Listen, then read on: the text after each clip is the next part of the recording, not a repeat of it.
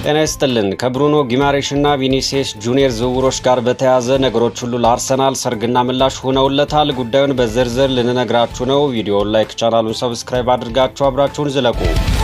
አርሰናል ዥዋዥዌ ከሚመስል የዝውውር ሂደት በኋላ ብሩኖ ጊማሬሽን ከኒውካስትል ወደ ኤምሬትስ ማምጣቱ ይፋ ሆኗል። መረጃው ማህበራዊ ሚዲያውን እንዳለ ያጥለቀለቀ ጉዳይም ሆኗል። የብሩኖ ጊማሬሽ ወደ ኤምሬትስ ማምራት በአርሰናል አጠቃላይ መዋቅር በሚኬል አርቴታ ታክቲክና በአርሰናል ደጋፊ ዘንድ አዎንታዊ አንድምታን የሚፈጥር ትልቅ ክስተት ሆኗል። ይህን ጉዳይ በሰፊው ልንመለከተው ወደናል። ለአርሰናል እንግዲህ እንደ ክለብ የብሩኖ ጊማሬሽ መዘዋወር የአማካይ ክፍሉን ሙሉ በሙሉ ያጠናክራል የሚለው ያስማማል። ክለቡ እንግዲህ ላለፉት ጥቂት ዓመታት ከሚኬል ሜሪኖ፣ ከዴክላን ራይስ፣ ከማርቲን ኦዲጋርድ ጎን የሚሆን ሁለገብ አካላዊ ብቃት ያለውና የጨዋታ ፍሰት መቆጣጠር የሚችል ከፍተኛ ጥራት ያለው አማካኝ ሲፈልግ ቆይቷል። በእርግጥ ማርቲን ዙቢሜንዲና ኤቨሬቺ ኢዜ ባለፈው የውድድር ዓመት መጨመራቸው ይታወሳል። ሆኖም ግን አሁንም እንግዲህ የአማካኝ ክፍሉ መጠናከሩ የሚያመላክትና የሚያረጋግጥ ዝውውር ነው የብሩኖ መምጣት ማለት ይቻላል። ስለዚህ የክለቡን ጥራት ወደ ላቀ ደረጃ ያሸጋግራል ተብሎ ይታመናል። እንግዲህ አሸናፊነትና የአመራር ብቃትንም ይጨምራል ነው የሚባለው። ብሩኖ ጊማሬሽ በኒውካስትል በነበረው ቆይታ እንግዲህ አምበል ነበር። መሪነቱን፣ ጠንካራ ውድድር ወዳድነቱንና በግፊት በጫና ውስጥ የመጫወት አቅሙን አሳይቷል በዛ ክለብ። ይህ ደግሞ አርሰናል ለፕሪሚየር ሊግ እና ለሻምፒዮንስ ሊግ ዋንጫዎች በሚያደርገው የማያቋርጥ ትግል ትልቅ የስነ ልቦና ጥንካሬ ሆነዋል ማለት ነው። ይህ ተጫዋች በኒውካስትል ሲያሳየው የነበረውን ጥንካሬ በአርሰናል ከደገመ ማለት ነው። ደግሞም ይደግማል ተብሎ ነው የሚታሰበው። 28 ዓመቱ ላይ ነው የሚገኘው። ለሚኬል አርቴታም ትልቅ በተለይ በታክቲኩ በኩል ሰፊ አማራጭ ሰጠዋል ተብሎ ይገመታል። ጊማሬሽ እንግዲህ ቁጥር 6 ላይ ሆኖ የጨዋታ ፍሰት ከኋላ በመጀመር መቆጣጠር ይችላል፣ ወይም ደግሞ ቁጥር 8 ሆኖም ወደፊት በመግባት የጎል ዕድሎችን መፍጠር የሚችል ድንቅ ተጫዋች ነው። ይህም ለሚኬል አርቴታ ዴክላን ራይስን በነፃነት ወደፊት እንዲጠቀምበት ወይም ደግሞ ሁለቱን በአንድ ላይ በአማካኝ በማጣመር የቡድኑን ሚዛን ለመጠበቅ ያስችላል ተብሎ ነው በስፖርት ሚዲያዎች የሚነገረው። ሌላው የኳስ ቁጥጥርና የፕሬሲንግ የማድረግ ጥራትን ያፋጥናል ወይም ያሳድጋል ተብሎ ይታሰባል። ብሩኖ ጊማሬሽ እንግዲህ ተጫዋች ተቃራኒ ቡድን በሚያደርገው ከፍተኛ ፕሬስ ወይም ሃይ ፕሬስ በሚባለው ውስጥ ኳስ ሳይቀማ የማውጣትና ረጅም ወይም አጭር ኳሶችን በትክክል የማሰራጨት ልዩ ችሎታ እንዳለው ይነገርለታል። ይህንም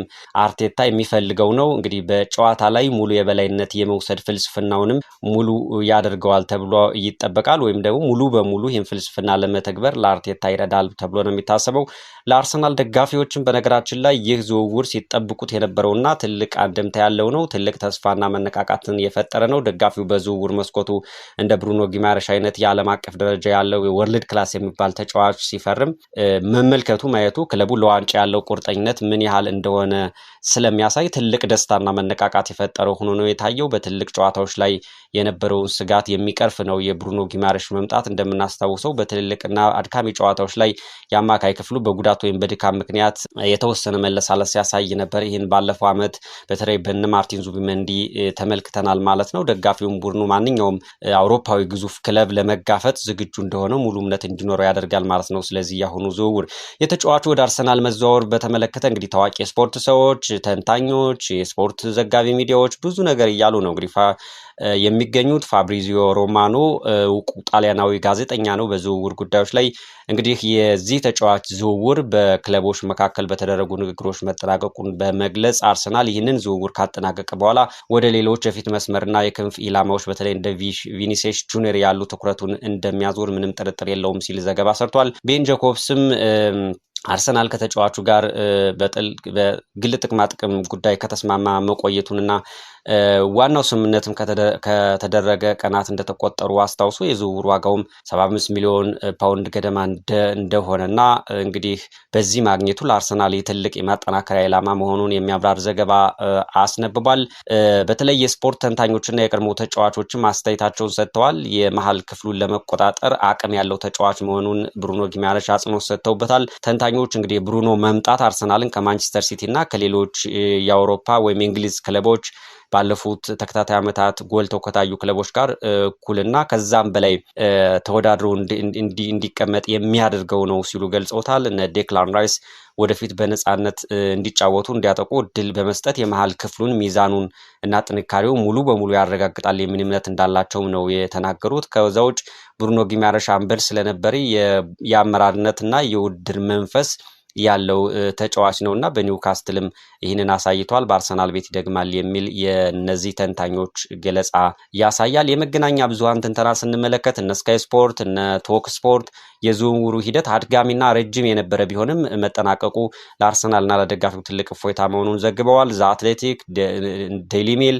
የተለያዩ የስፖርት ሚዲያዎችም አርሰናል በዘመናዊ እግር ኳስ ግንባታው ላይ እንግዲህ ያቀደውን ትልቅ ስኬት ለማሳካት ብሩኖ ጊማሬሽ ወሳኝ እንደሆነ አድርገው ነው እየዘገቡ የሚገኙት። የአርሰናል የመሃል ሜዳ ክፍል በወረቀት ላይ አሁን ላይ እጅግ አስፈሪና አጃይብ የሚያስብል ሆኗል እያሉት ነው መገናኛ ብዙሃን። አሁን ደግሞ ብሩኖ ጊማሬሽ በስኳዱ ላይ በስብስቡ ላይ በመጨመሩ መድፈኞቹ በዓለም እግር ኳስ ውስጥ ካሉት በጣም ጠንካራ የመሃል ክፍሎች አንዱን እንዲይዙ አድርጓቸዋል። ብሩኖ ጊማሬሽ፣ ማርቲን ዙቢሜንዲ፣ ዴክላን ራይስ፣ ሚኬል ሜሪኖ፣ ማርቲን ኦዲጋርድ፣ ኤቨሬች ኢዜ፣ ማይል ሊዩስ ስኬሊ እነዚህ ሁሉ አሁን ላይ ጠንካራ የሚባሉ የአርሰናል የመሃል ሜዳ ክፍል ተጫዋቾች ናቸው። ኔታን ንዋነሪም አሉ። ይህ በዓለም እግር ኳስ ውስጥ ምርጡ የመሃል ሜዳ ክፍል የሚባል ነው ብለዋል ትልልቅ የስፖርት ሚዲያዎች። አርሰናል እንግዲህ በክረምቱ የዝውውር መስኮት የቡድኑን መዋቅር በሚቀይሩ ጥራት ያላቸው አዳዲስ ተጫዋቾች እንደ ብሩኖ ጊማሬሽ አሉ በማስገባት መጠናከሩ ለአጠቃላይ የፕሪሚየር ሊጉ ተፎካካሪ ክለቦችም አንደምተው ከፍ ያለ ነው። እንግዲህ ባለፈው የውድድር ዘመን አርሰናል የእንግሊዝ ፕሪሚየር ሊግ ሻምፒዮን ሆኗል። ከዛ በፊት በተከታታይ የማንቸስተር ሲቲ የበላይ የሆነበት ነበርና አሁን ደግሞ ከማንቸስተር ሲቲ በዋንጫ ፉክክር እስከ መጨረሻው የጨዋታ ሳምንት ድረስ ተቃርቦ እና አሸንፎ ለመዝለቅ እንግዲህ በስኳድ ጥልቀትና በትልልቅ ጨዋታዎችን በሚቀይሩ ተጫዋቾች በኩል ትንሽ ክፍተት የነበረበት አርሰናል አሁን እያሻሻለ ነው ማለት ይቻላል። አሁን ግን የዓለም አቀፍ ደረጃ ያላቸውን ተጫዋቾች ነው እያመጣ ያለው። በሊጉ አሸናፊዎች የመሆን እድላቸውን የሚያሰፋ ነው። የጥራት እና የዋንጫ ዝግጁነት መልእክት የሚያስተላልፍም ሆኗል። አርሰናል በስነ ልቦና ላይ የሚፈጥረው ተጽዕኖም ከፍተኛ ነው። እንደ ማንቸስተር ሲቲ፣ ሊቨርፑል፣ ቼልሲ ያሉ ክለቦች እንደ ማንቸስተር ዩናይትድ ያሉ ክለቦች አሁን ላይ ያለምንም ጥራት ማነስ በየሳምንቱ ጠንካራ ስኳድ ማሰለፍ እንደሚችል ይረዳሉ ማለት ነው። በራሳቸው የነጥብ አሰባሰብና የዝውውር ስትራቴጂ ላይ ተጨማሪ ጫና ሊፈጥርባቸውም ይችላልና በፕሪሚየር ሊጉ ክለቦች ላይ የሚኖረው ተጽዕኖ ቀላል ነው ተብሎ አይታሰብም። እንግዲህ ሲጠቃለል የአርሰናል አዳዲስና ጥራት ባላቸው ተጫዋቾች መጠናከር ፕሪሚየር ሊጉን የበለጠ ጠንካራ አሳታፊና የተመጣጠነ የዋንጫ ፉክክር የሚደረግበት እንዲሆን ያደርገዋል ተብሎ ይታሰባል። በሌላ ጉዳይ እንግዲህ ቪኒሲየስ ጁኒየር ሪያል ማድሪድ ያቀረበለትን አዲስ የውል ማራዘሚያ ጥያቄ ውድቅ ማድረጉን ዘሰንና ቲም ቶክን ጨምሮ በርካታ የስፖርት ጋዜጦች አስነብበውታል። በዚህም አርሰናል በታሪኩ ትልቁን ዝውውር የመፈጸም እድሉ ከፍተኛ ደረጃ ላይ ደርሷል ነው የተባለው። የቪኒሲየስ ጁኒየር መጻኢ እድል ወሳኝ ምዕራፍ ላይ ነው የሚገኘው። በብራዚላዊ ተጫዋች በወኪሎችና በሪያል ማድሪድ መካከል ንግግሮች ተደርገዋል። የውይይቱ ዓላማም በቤርናባው ይህ ተጫዋች አዲስና የተሻሻለ ውል መፈረም ይችላል ወይስ አይችልም የሚለውን ለማረጋገጥ ነው። በእርግጥ እንግዲህ የድርድሩ ለ18 ወራት የቆየ ነው። እስካሁን ቪኒሲየስ ጁኒየር የቀረበለትን ውል ገንዘብ አንሶኛል በሚል ሊፈርም አልቻለም። የቪኒሲየስ ጁኒየር ፍላጎት በሪያል ማድሪድ የመቆየት መሆኑ እርግጥ ነው። ሆኖም በውል ማራዘሙ ላይ ስምምነት ላይ መድረስ እስካልተቻለ ድረስ ሪያል ማድሪድ ይህን ውድ ተጫዋች በነፃ ላለማጣት ሲል የ26 ዓመቱን ድንቅ ብራዚላዊ ለመሸጥ ይገደዳል። በዚህ ክረምት ማለት ነው። ነገሩ ወደዚያ እየሄደ ነው የሚመስለው። አርሰናል የደመወዝ መዋቅሩን ሙሉ በሙሉ በማፍረስ ቪኒሲየስ ጁኒየርን በታሪኩ ከፍተኛ ደመወዝ የሚከፈለው ተጫዋች ለማድረግና ይሄውም እንግዲህ በከፍተኛ ልዩነት እንዲሆን ሙሉ በሙሉ ተዘጋጅቶ ነው የሚገኘው። የዝውውር ዋጋውን በተመለከተም ከስፔን የወጡ አስደናቂ እና ልዩ የሚባሉ ዘገባዎች እንደሚያመለክቱት ሪያል ማድሪድ ተጫዋቹን በዚህ ወር የሚሸጥ ከሆነ 170 ሚሊዮን ዩሮ ይፈልጋል። አርሰናል በበኩሉ ከ150 ሚሊዮን ዩሮ በላይ መክፈል እንደሚችል ገር ነው ዘገባዎች የሚያመለክቱት። ያም ሆኖ ይህ ግን ቪኒሲየስ በሙሉ በቀረበለት ውል የመጨረሻ ዓመት ላይ እንደሚገኝና በጽንሰ ሀሳብ ደረጃ በሚቀጥለው ክረምት በነፃ ዝውውር መሄድ እንደሚችል ሲታሰብ ሁለቱም የገንዘብ መጠን እጅግ አስደናቂና ሊታለፉ የማይገባቸው ናቸው ማለት ነው። የቀድሞ የሪያል ማድሪድ አጥቂና የስፖርት ዳይሬክተር ፕራድራግ ሚቻቶቪች እንግዲህ እንደሚለው ከሆነ ቪኒሲየስ ጁኒየር የሪያል ማድሪድን የውል ማራዘሚያ ጥያቄ ውድቅ አድርጎታል። ሙንዶ ዲፖርቲቮ ይዞት በወጣው ንግግር ላይ እንዲህ ብሏል። ይህ ሰው አሁን ማድሪድ ምን እያቀረበለት እንደሆነ እናውቃለን። ቪኒሲየስ ግን ውድቅ አድርጎታል ሲል ነው የገለጸው። በዚህ ክረምት ወቅት በውሉ ላይ 1 ዓመት ብቻ የቀረው ይህ ተጫዋቹ ቪኒሲየስ ውሉን ለማደስ ዓላማ እንደሌለው በግልጽ ይነግረናል ይህ አቋሙ የሚል ሀሳብን ሰንዝሯል። እንደ ዘገባው ከሆነ ማድሪድ ለቪኒሲየስ ያቀረበለት አዲስ ደመወዝ በአመት 22 ሚሊዮን ዩሮ ነው። እንግዲህ ይህ እስከ 2031 የሚዘልቅ የ5 ዓመት ኮንትራት ነው። ነገር ግን ይህ ሰው እንደሚሉት ከሆነ ወይም ሚጃቶቪች እንደሚለው ከሆነ ወይም እሱ ያለው ትክክል ከሆነ ተጫዋቹ ጥያቄውን የመቀበል ፍላጎት የለውም። ይህም ለአርሰናል ትልቅ ጥንካሬ ነው ሲል ነው የሚገልጸው።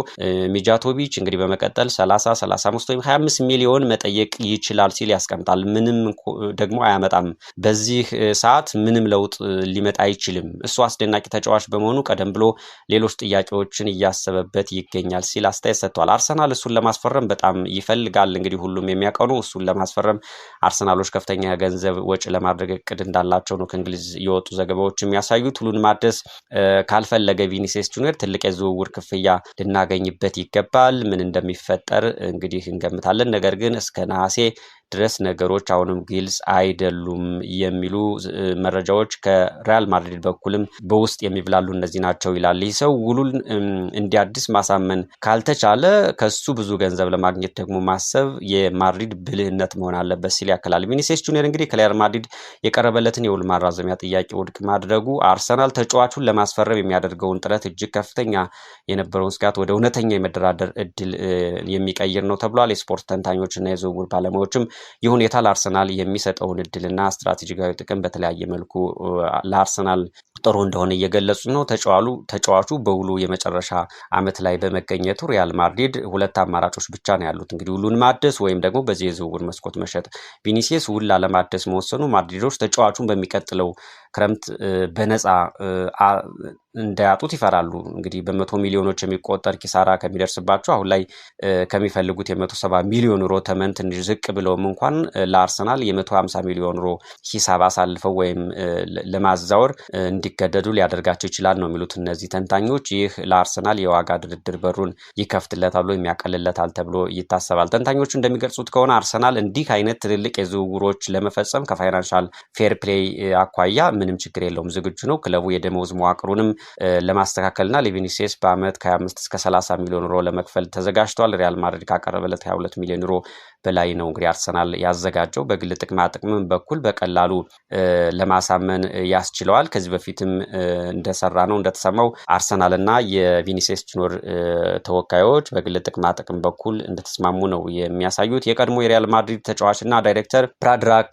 ሚቻቶቪችን ጨምሮ በርካታ ተንታኞች እንደሚሉት ቪኒሲየስ አዲስ ፈተናና በቡድን ውስጥ ሙሉ ለሙሉ የዋና ተጫዋችነት ሚና ይፈልጋል። እንግዲህ በሪያል ማድሪድ በኩል ደግሞ ከኪሊያን ምባፔ መምጣት በኋላ የትኩረት ማዕከልነቱ ዙሯል ወደ ምባፔ ማለት ነው። ይህ ቪኒሲየስ ጁኒየርን ቅር አሰኝቶታል። በአርሰናል በኩል ግን የአሰልጣኝ ሚካኤል አርቴታ ፕሮጀክት ዋና መሪና የማጥቃት ክፍል ቁልፍ ትልቅ ሰው የመሆን እድል የማግኘት ነገር አለ። ለዝውውሩ መሳካትም የትልቅ አዎንታዊ ተጽዕኖ ይኖረዋል ነው የሚሉት። እንግዲህ የሙንዶ ዲፖርቲቮና የስፔን ተንታኞች እንደሚሉት ከሆነ ቪኒሲየስ ውሉን አለማደሱ የአርሰናልን እድል ከ30 ወደ 70 ከፍ አድርጎታል ነው የሚሉት። ማድሪድ የቱንም ያህል ተጫዋቹን ማቆየት ቢፈልግ ተጫዋቹ እምቢተኛ ከሆነና አርሰናል ከ150 ሚሊዮን በላይ ይዞ ከመጣ የፔሬዝ ማለትም የሪያል ማድሪድ ፕሬዚዳንት ማለት ነው አስተዳደር ጥያቄውን ለመቀበል ወይም ዝውውሩን ለመቀበል ይገደዳል የሚል ትንታኔዎች እየተሰጡ ነው። የእንግሊዝ የስፖርት ተንታኞችም አርሰናል ብሩኖ ጊማሬሽን ካስፈረመ በኋላ ቪኒሲየስን ማዕከል ይፈልጋል። እንግዲህ በዓለም እግር ኳስ ላይ ትልቅ የኃይል ሚዛን ለውጥ የሚያመጣ ነው ከተሳካ እያሉት ነው። ዝውውሩ አሁንም አድካሚ ቢሆንም የቪኒሲየስ ውሳኔ ግን አርሰናል በታሪኩ ትልቁን ዝውውር ለመፈጸም የነበረውን ህልም ወደ እውነት የቀየረ ወሳኝ ቁልፍ መሆኑን እያረጋገጠ ስለመሆኑ ነው እየተነገረ ያለው። እንግዲህ ቪኒሲየስ ጁኒየር የሪያል ማድሪድን ውል አለመቀበሉ ለአርሰናል እጅግ ከፍተኛና ታሪካዊ እድል የከፈተ ነው ተብሎ መነገር ይችላል። አሁን ነገሩ የሚያልቀው አርሰናል በሚያቀርበው የፋይናንስ ጥንካሬና በዚህ በተያዘው በዚህ በሚቀጥለው በእኛ አቆጣጠር በሚቀጥለው ነሐሴ ወር በፈረንጆች አቆጣጠር አሁን በተያዘው ማለት ነው በሚደረጉት የመጨረሻ ድርድሮች እና የቪኒሲየስ ጁኒየር እና የሪያል ማድሪድ የመጨረሻ ውሳኔዎች ይሆናሉ ማለት ነው። መልካም